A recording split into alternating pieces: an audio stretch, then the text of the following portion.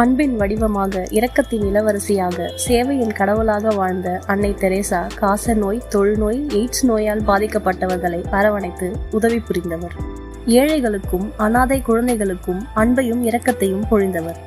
ஒரு சமயம் அன்னை தெரேசா அனாதை குழந்தைகளுக்காக ஒரு பேக்கரி உரிமையாளரிடம் உணவை கேட்டார். அதற்கு அந்த உரிமையாளர் தெரேசாவின் கையில் உமிழ்ந்தார். அதற்கு அன்னை தெரேசா அதை துடைத்து கொண்டு, எனக்கு இது போதும் என்றார். அக்குழந்தைகளை கை காட்டி, இவர்களுக்கு ஏதேனும் உதவி செய்யுங்கள் என்று கேட்டார்.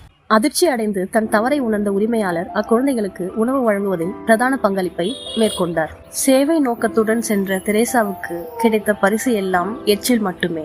இதே போன்று நாம் இரக்கமுற்று சேவை புரிய சென்ற இடத்தில் வெறுப்பும் அவப்பெயரும் கிடைத்திருக்கலாம்.